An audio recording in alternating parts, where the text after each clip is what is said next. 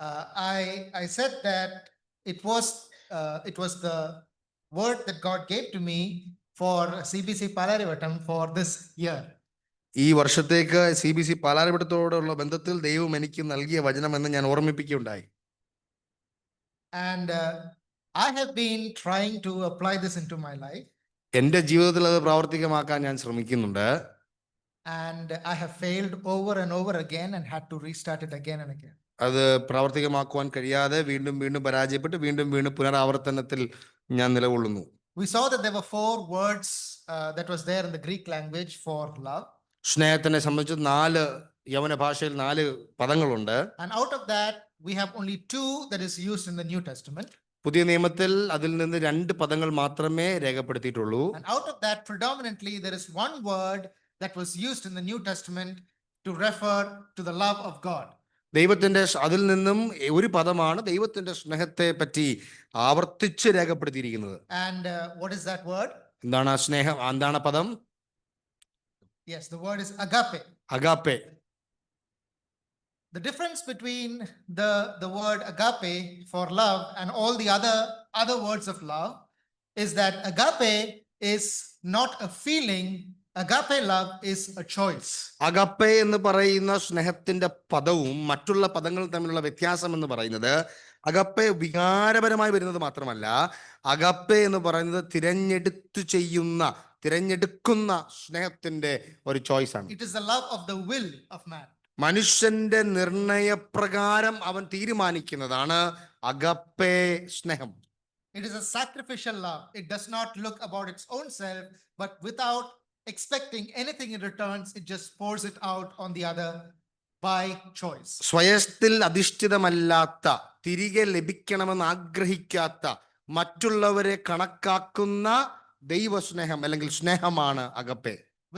With an exception of just few passages, everywhere else in the New Testament where the word love is used, it is this word called agape.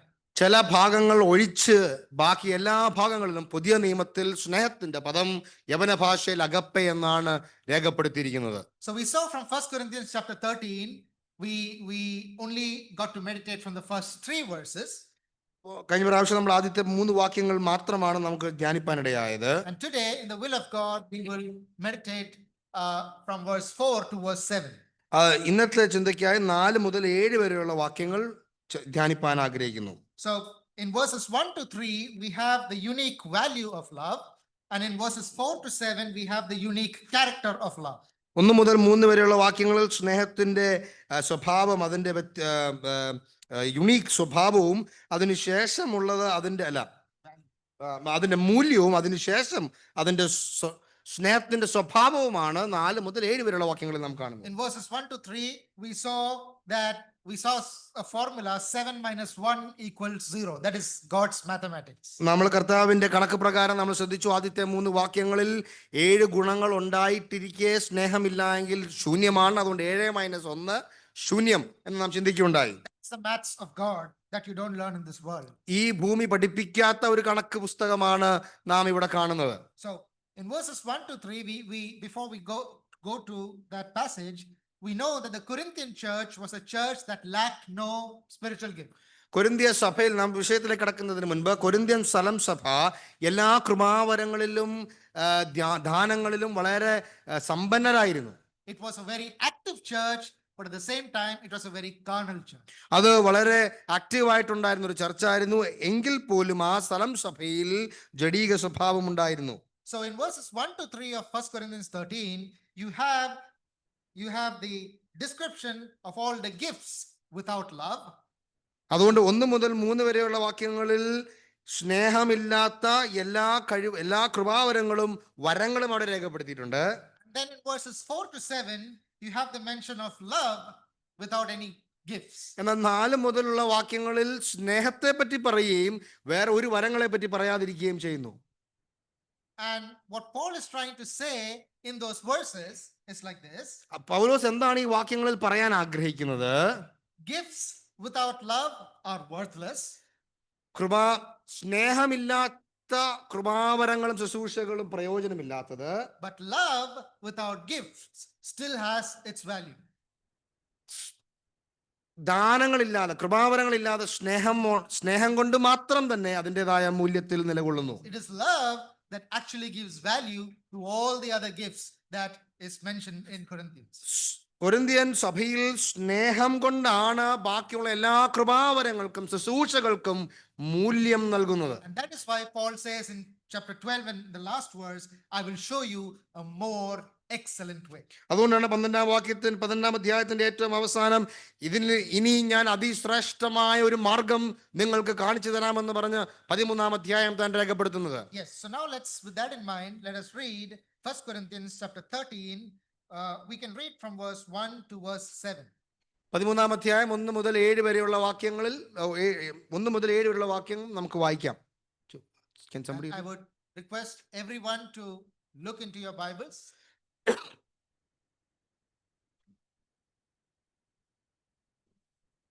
ചിലമ്പുന്ന കൈത്താളമോ അത്രേ എനിക്ക് പ്രവചനവരം ഉണ്ടായിട്ട് സകല മർമ്മങ്ങളും സകല ജ്ഞാനവും ഗ്രഹിച്ചാലും മലകളെ നീക്കുവാൻ തക്ക വിശ്വാസം ഉണ്ടായാലും സ്നേഹമില്ല എങ്കിൽ ഞാൻ ഏതുമില്ല.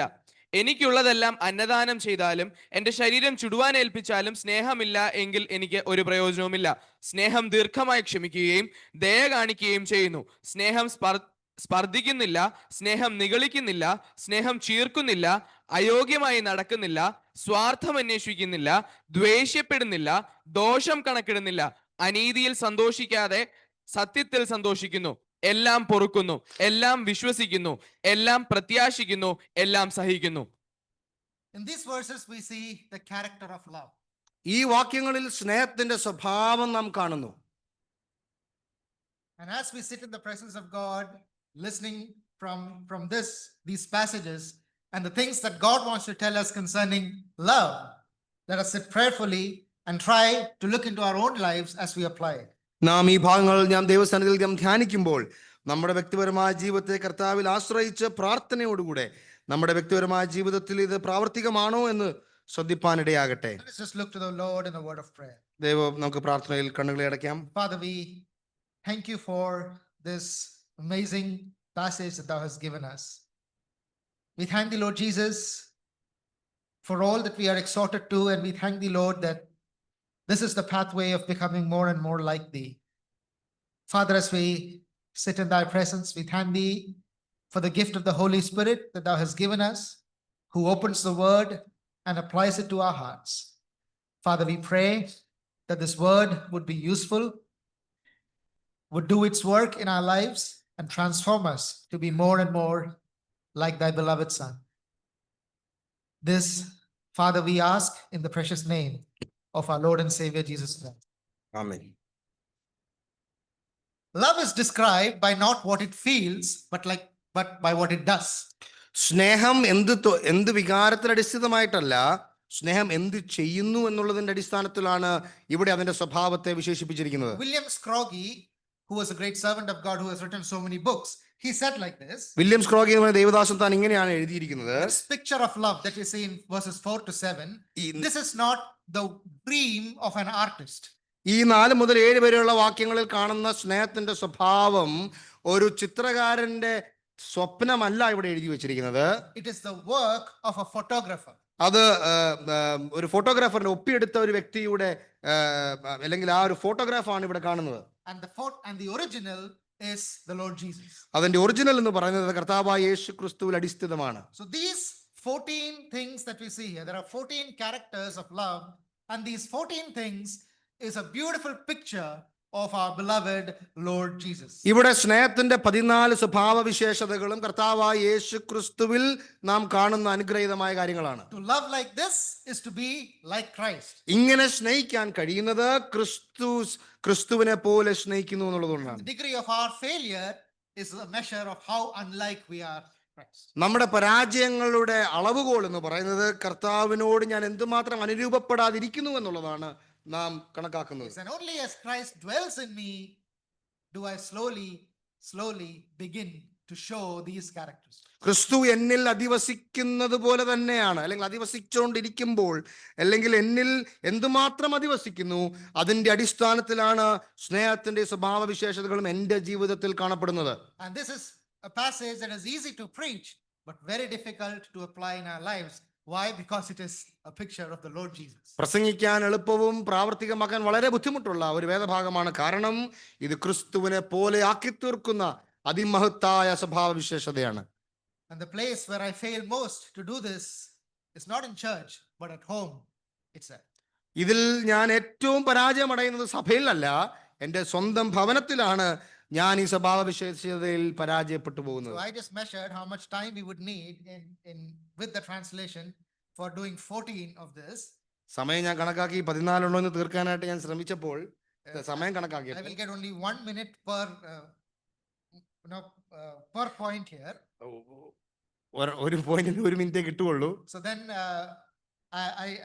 I just decided that it will not be doing justice to that. So we will, in the will of God, try to cover 7 of them, and the rest 7 is your homework.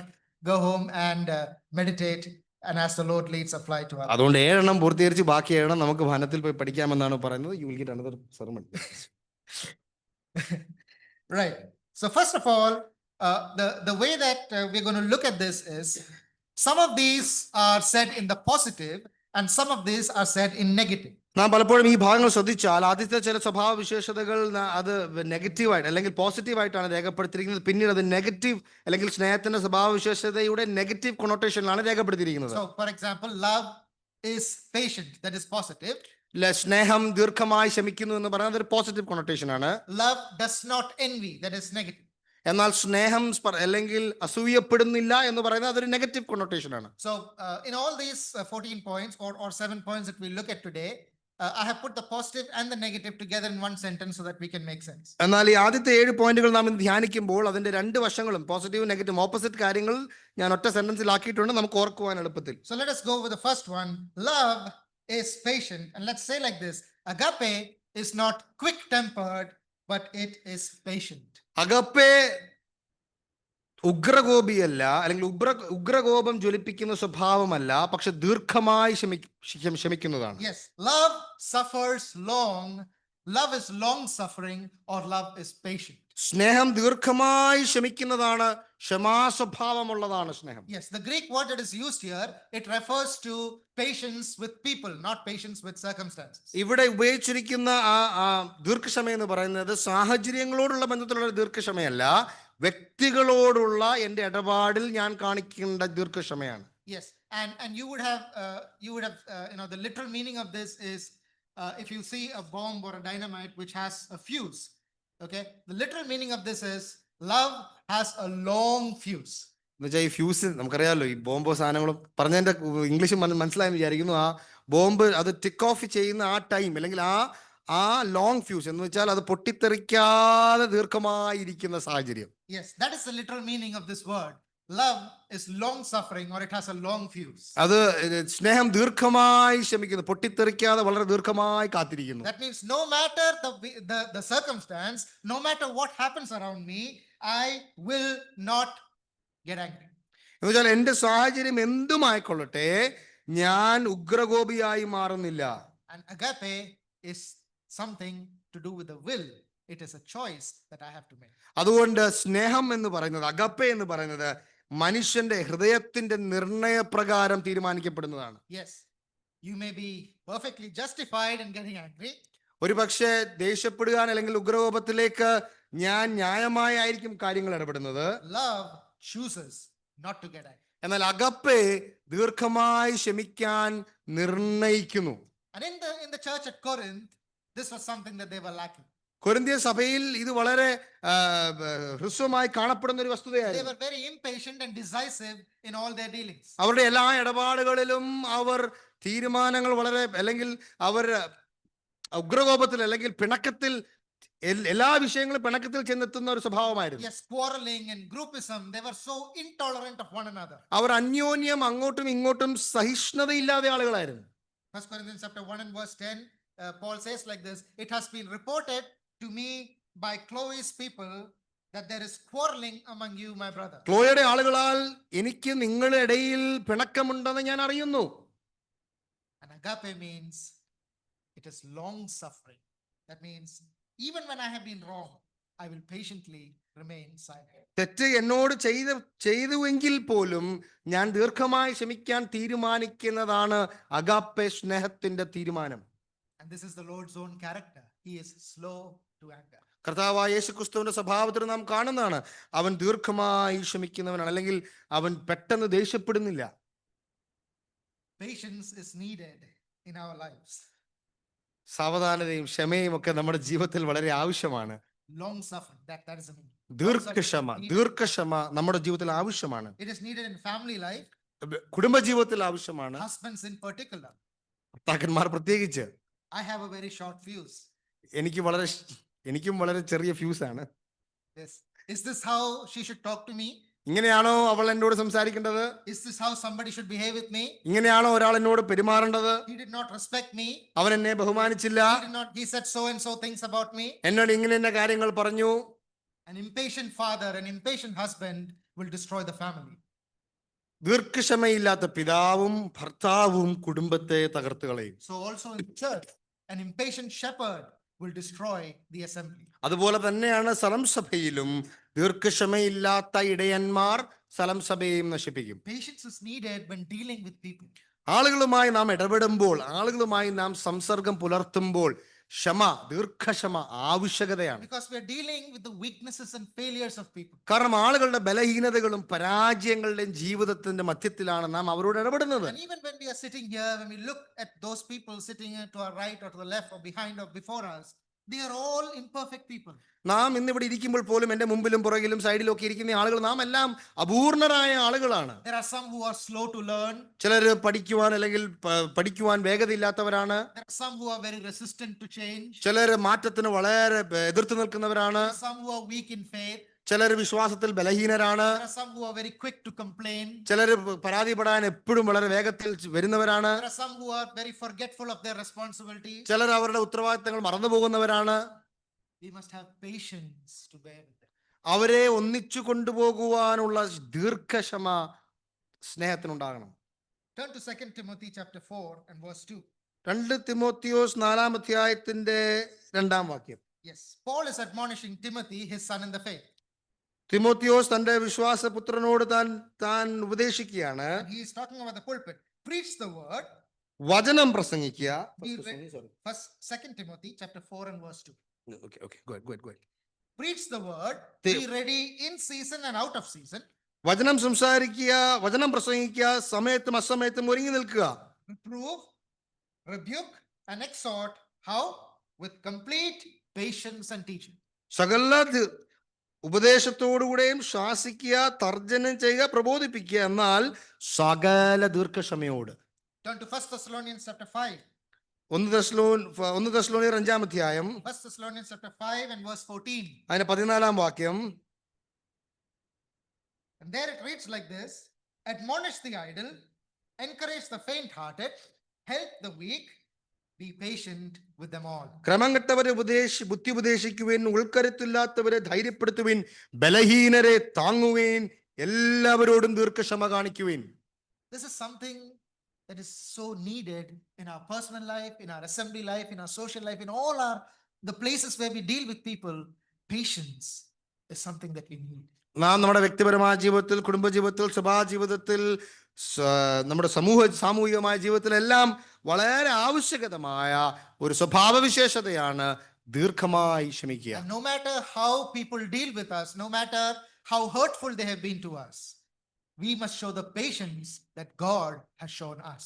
ഒരുപക്ഷെ ആളുകൾ എന്നെ എന്തുമാത്രം ഉപദ്രവിച്ചാലും, തെറ്റായി എന്നോട് ഇടപെട്ടെന്ന് ഞാൻ വിചാരിച്ചാൽ പോലും, ദൈവം എന്നോട് ഇടപെട്ടെന്ന നിലയിൽ ഞാനും അവരോട് ദീർഘമായി ക്ഷമിച്ച് ഉൾക്കരുത്തില്ലാത്തവരെ ബലപ്പെടുത്തി താങ്ങുവാൻ എനിക്കും ഇടയാകണം. Turn back to 1 Corinthians chapter 13. 1 കൊരിന്ത്യർ 13-ാം അധ്യായം verse 4. 4-ാം വാക്യം. The second point, love is kind.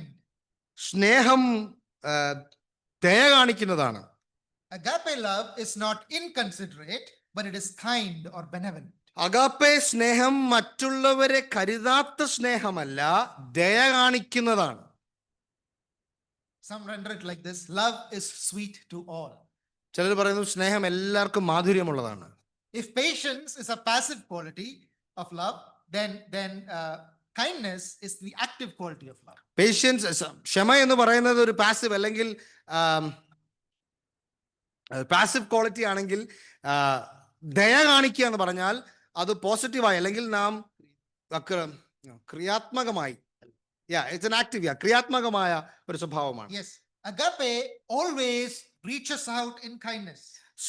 സ്നേഹം എന്ന് പറയുന്ന അഗാപ്പെ സ്നേഹം ദയ കാണിക്കാനായി കൈകളെ നീട്ടുന്നതാണ്. It's always ready to reach out and do good to others. മറ്റുള്ളവരോട് നന്മ കാണിക്കുവാൻ,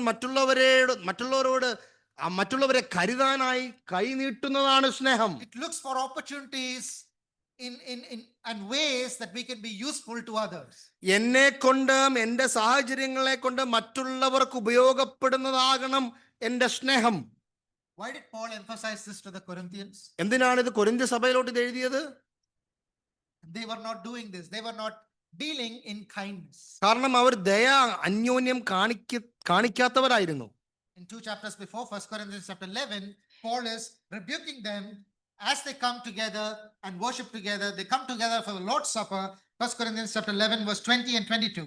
When you come together, it is not the Lord's Supper you eat. For in eating, one goes ahead with his own meal, one goes hungry, another get drunk. What? Do you not have houses to eat and drink?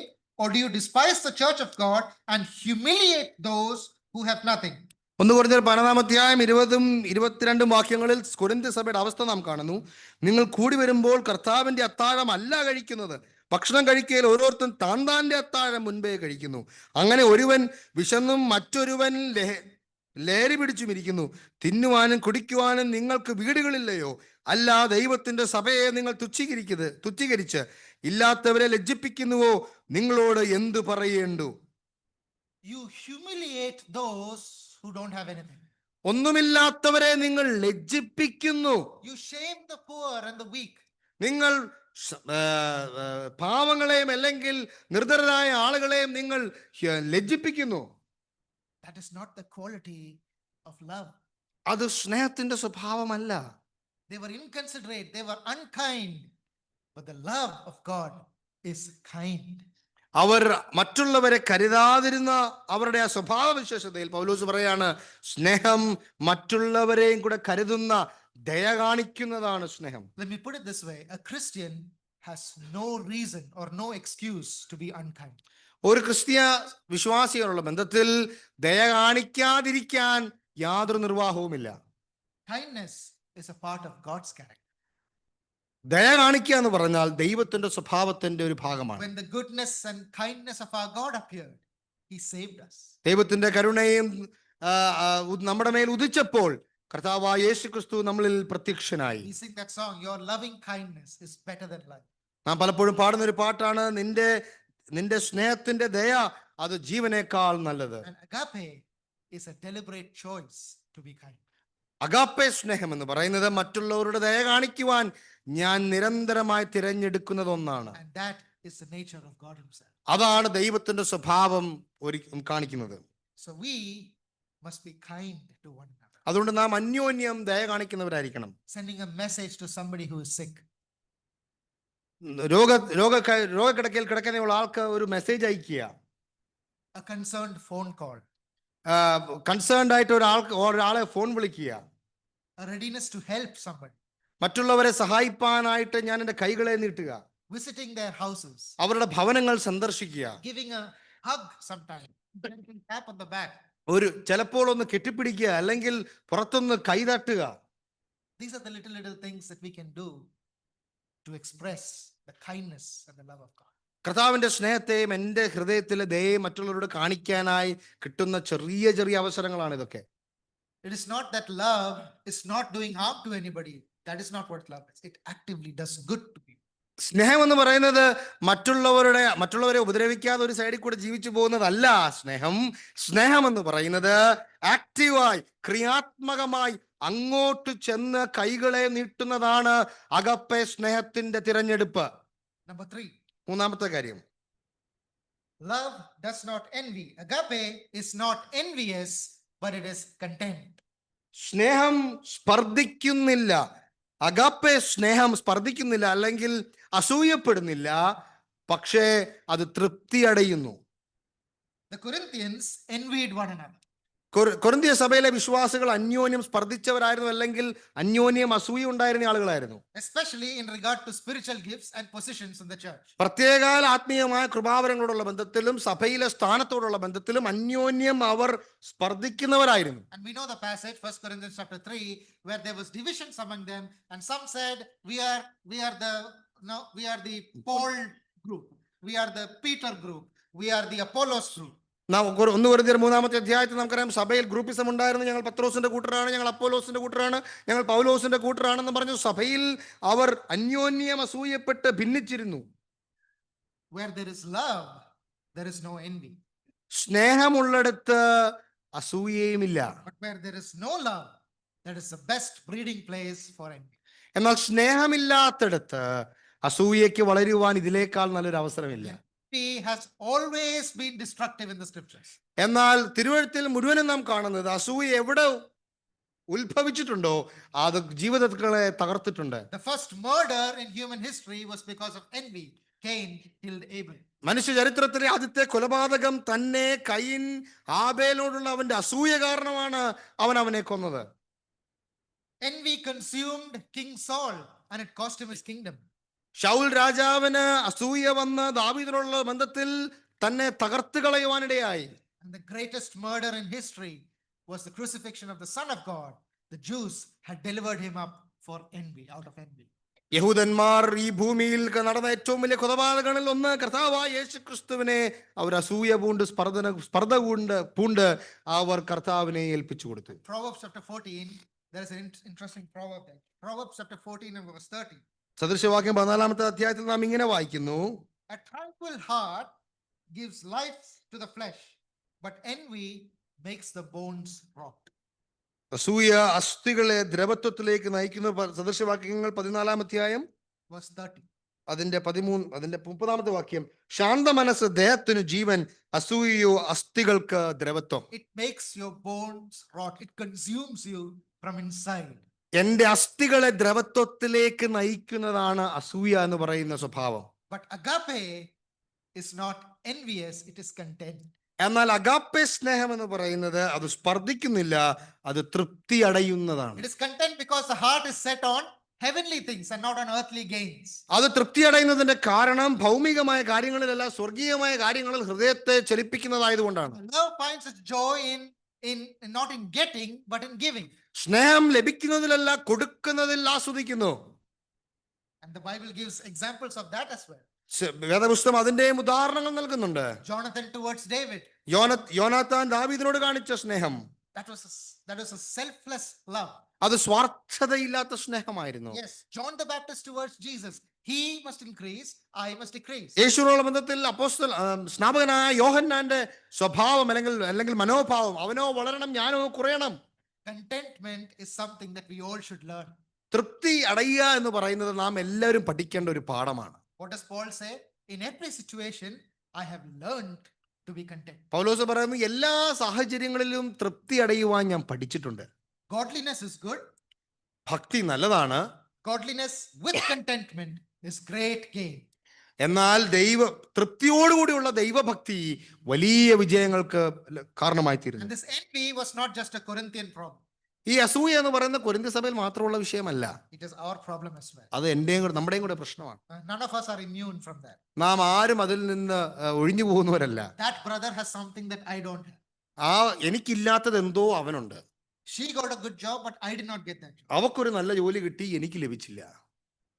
Everything was okay with me and my friend until that friend upgraded his car. Now I'm not happy anymore. ഞാനും എന്റെ കൂട്ടുകാരും തമ്മിൽ എല്ലാം okay ആയിരുന്നു. അവനൊരു പുതിയ car മേടിച്ചോടെ ഞങ്ങളുടെ പ്രശ്നങ്ങളെല്ലാം ആയി. Toby can speak very well, but I can't speak as well as him. ബെനച്ചൻ നന്നായി. See, that brother or that sister is more popular than me. ആ സഹോദരിയോ സഹോദരനോ എന്നേക്കാൾ ഫേമസ് ആണ്, അല്ലെങ്കിൽ ആളുകൾ അറിയുന്നവരാണ്. Yes, your friend got better marks than you. എന്റെ കൂട്ടുകാരന് നല്ല mark എന്നേക്കാൾ ലഭിച്ചു. Envy is there in all of us.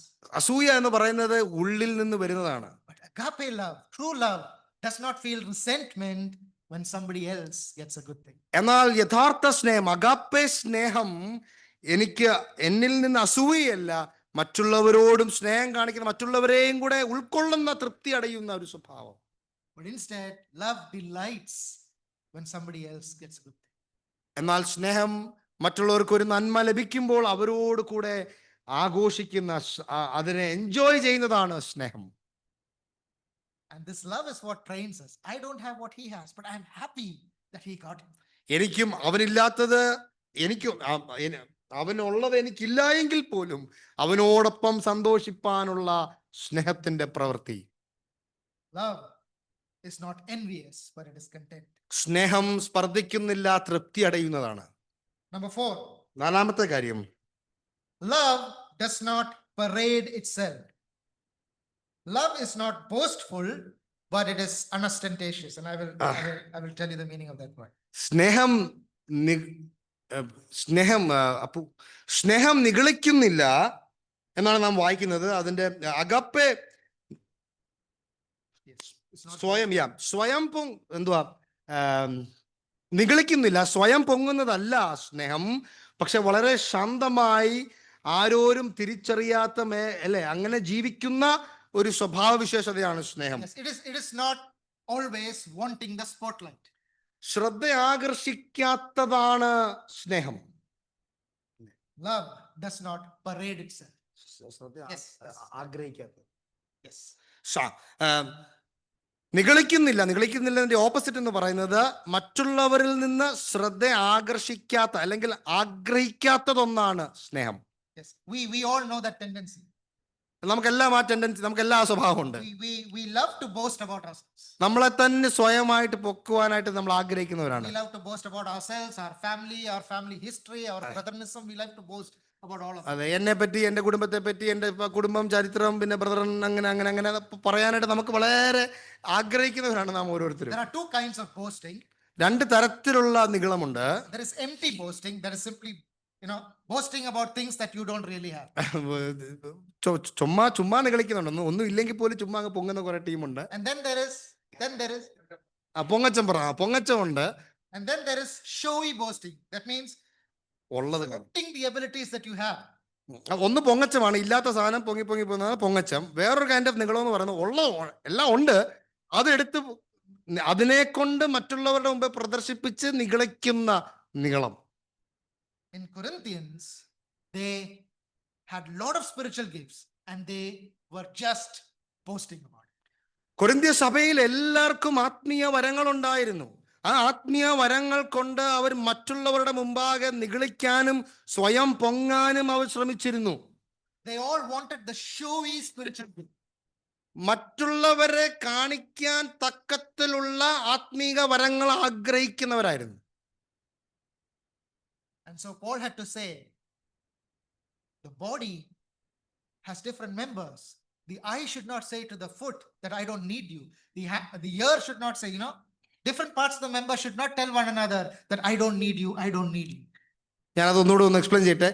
കൊരിന്ത്യ സഭയിലെ വിശ്വാസികൾക്ക് മറ്റുള്ളവർ കാണുന്ന ആത്മീയ കൃപാവരങ്ങളായിരുന്നു എല്ലാവർക്കും വേണ്ടിയിരുന്നത്. സോ അവരതിൽ നിഗളിക്കുന്നവരായിരുന്നു. അതുകൊണ്ടാണ് പൗലോസ് കുറച്ചുകൂടെ കഴിയുമ്പോൾ വളരെ വ്യക്തമായി പറയുന്നത്, സഭ എന്ന് പറയുന്നത് ഒരു ശരീരമാണ്. അതുകൊണ്ട് കൈക്ക് കാലിനെ വേണ്ട എന്ന് പറയാൻ കഴിയില്ല.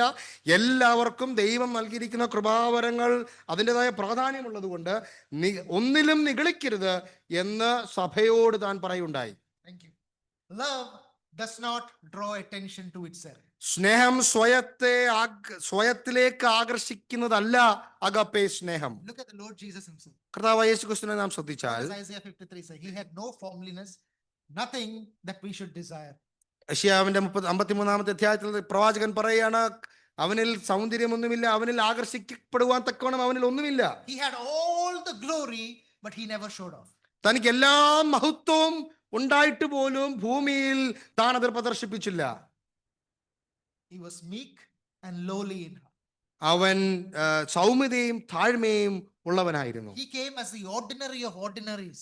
സകലരിലും വളരെ സാധാരണക്കാരിൽ സാധാരണക്കാരനായി അവൻ ഈ ഭൂമിയിൽ നടന്നു.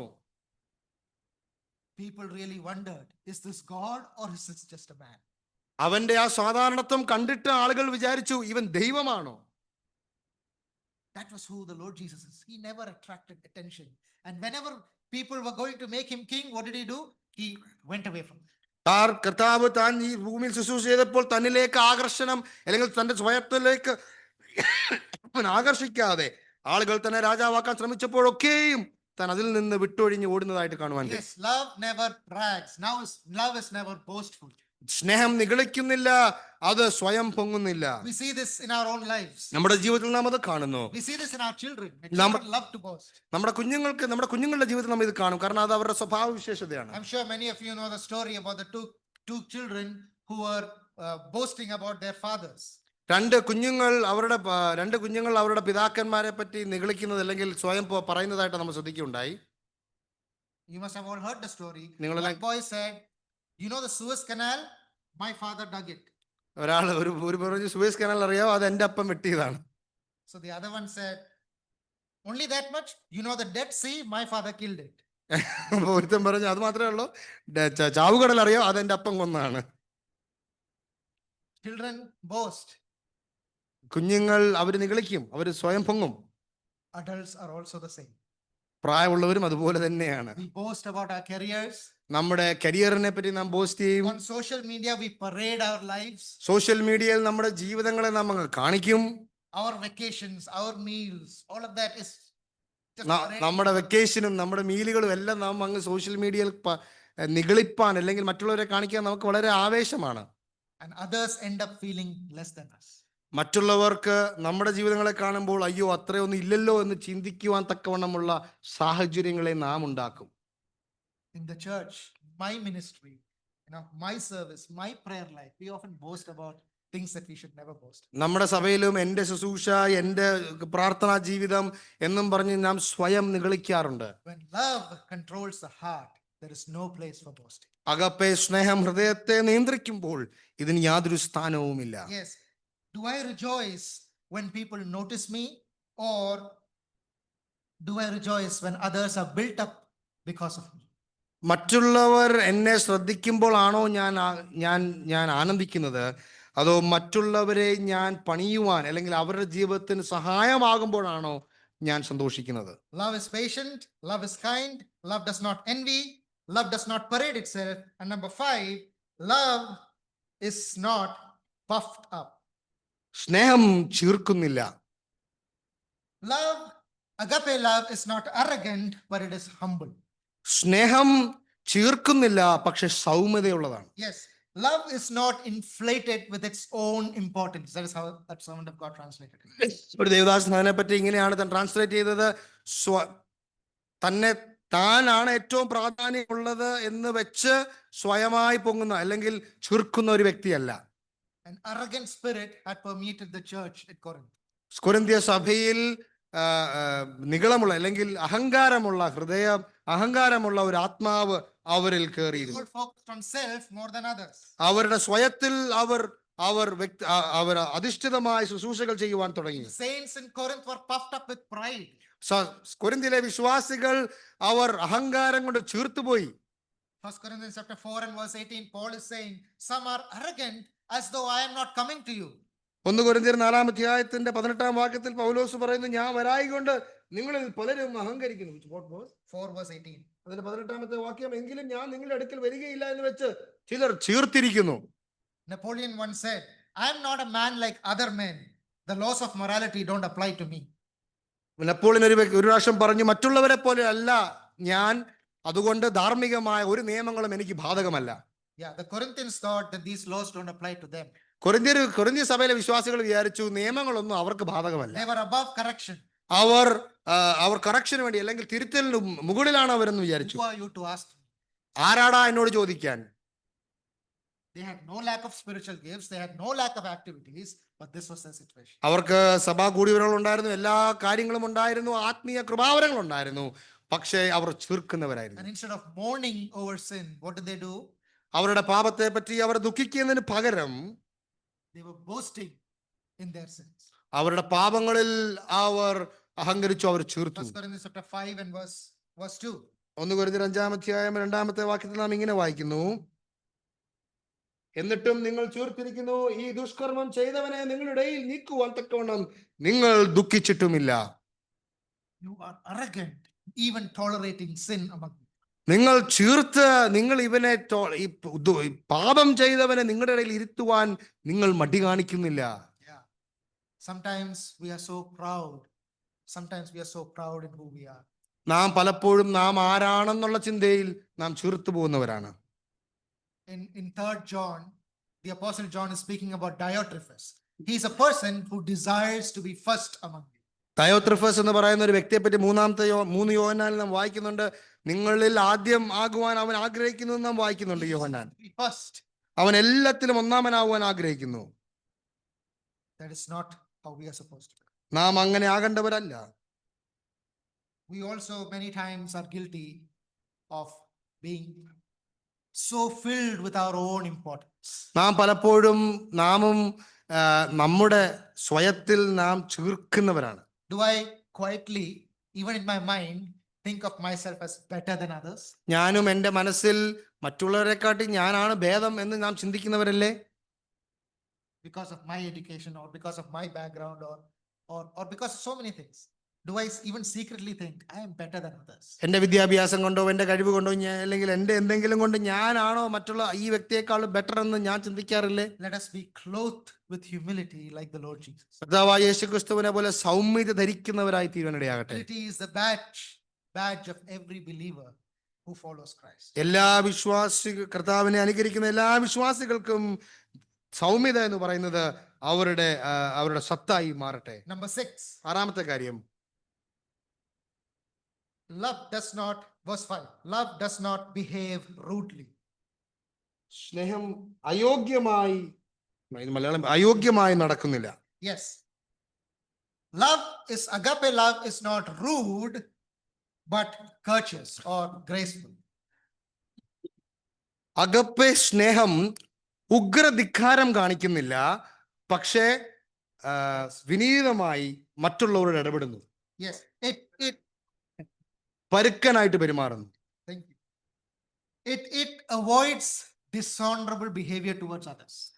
മറ്റുള്ളവരോടുള്ള ബന്ധത്തിൽ അവരെ താഴ്ത്തിക്കെട്ടുന്ന സ്വഭാവം കാണിക്കാതെ ആദരപൂർവമായി ഇടപെടുന്ന ഒരു സ്വഭാവം. It always results in orderliness.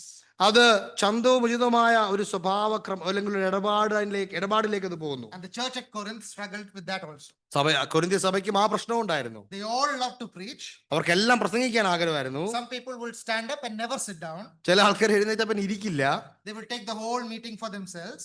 ആ മീറ്റിംഗുകൾ മുഴുവൻ അവർ തന്നെ പഠിപ്പിക്കും. I'm not talking about our assembly, I'm talking about നമ്മുടെ Corinth assembly. കൊരിന്ത്യ സഭയെ പറ്റിയാണ് പറയുന്നത്. Yeah. Others, they interrupted when others were speaking. മറ്റുള്ളവർ സംസാരിക്കുമ്പോൾ അതിന്റെ ഇടയിൽ കയറി സംസാരിക്കുന്നവരായിരുന്നു. Some spoke in tongues without interpretation and nobody knew what they were saying. ചിലർ അന്യഭാഷയിൽ തർജ്ജമയില്ലാതെ അവർ സംസാരിച്ചിരുന്നു. മറ്റുള്ളവർ എന്താ പറയുന്നത് പോലും മനസ്സിലാവുന്നില്ല. And this is the disorder that Paul is going to describe in the next chapter, chapter 14. അങ്ങനെ ഈ ചന്തവും ഉചിതവും അല്ലാത്ത രീതിയിൽ ശുശ്രൂഷകളിൽ ഇടപെടുന്ന ഒരു കൊരിന്ത്യ സഭയിലെ വിശ്വാസി. And Paul says all things should be done decently and in order. അതുകൊണ്ട് പൗലോസ് പറയാണ് എല്ലാം ചന്തവും ഉചിതവുമായി തന്നെ സഭയിൽ ക്രമീകരിക്കണം. And if we look at chapter 14, we would think that anyone with normal common sense would actually sit down when another person stands up. എന്നാൽ പലപ്പോഴും ഒരു വ്യക്തി common sense ആണല്ലോ, സാമാന്യ ബുദ്ധിയാണ് നാം ഒരാൾ സംസാരിക്കുമ്പോൾ ഒരാൾ ശാന്തമായിട്ട് മിണ്ടായിരിക്കുക എന്നുള്ളത്. That was not the situation in Corinth. പക്ഷെ കൊരിന്തിൽ അങ്ങനെയല്ലായിരുന്നു. So Paul had to tell them all of this. അതുകൊണ്ട് പൗലോസ് ഇത് അവർക്ക് എഴുതി പഠിപ്പിക്കേണ്ട അവസ്ഥ വന്നു. Yes, a Christian has no excuse for being rude or graceless. അതുകൊണ്ട് ഉഗ്രധിക്കാരം കാണിക്കുവാനോ അല്ലെങ്കിൽ കൃപയില്ലാത്ത രീതിയിൽ ഇടപെടുവാനോ ഒരു ക്രിസ്തീയ വിശ്വാസിക്ക് അനുവാദമില്ല. Courtesy, normal courtesy, that is something that is basically love in little things.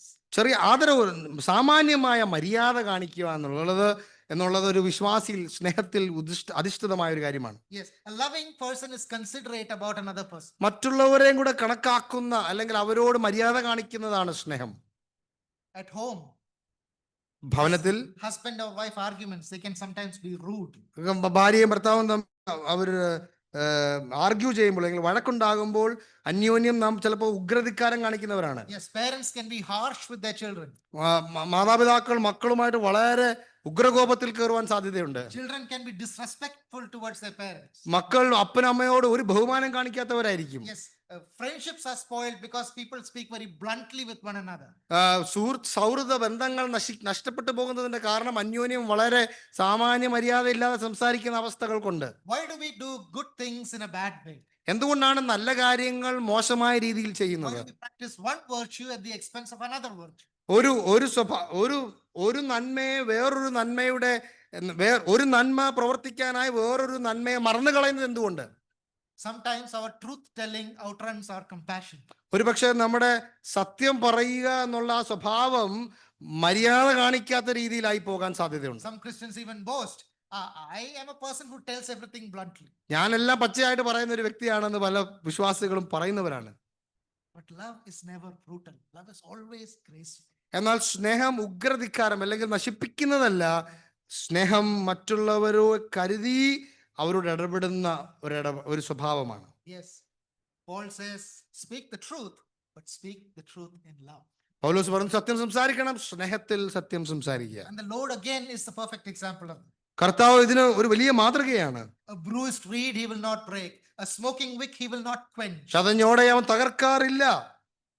He was not rude even to Judas when Judas came to betray him in the Garden of Gethsemane. He said, friend. That's how he addressed him. He was still graceful. തന്നെ ഒറ്റിക്കൊടുക്കുവാനായി യൂദാസ് വരുമ്പോൾ പോലും താൻ സുഹൃത്തേ എന്ന് വിളിച്ചാണ് യൂദാസിനെ സ്വീകരിക്കുന്നത്. Am I known for being blunt or am I known for being graceful? ഞാൻ കൃപയോടുകൂടി ഇടപെടുന്നവനായിട്ടാണോ അതോ ഞാൻ ഉഗ്രകോപം അല്ലെങ്കിൽ ഉഗ്രധിക്കാരത്തോടെ സംസാരിക്കുന്ന ഒരു വ്യക്തിയാണ്? I may be right when I confront others, when I argue with others. Do people walk away getting hurt or do people walk away getting helped by my love?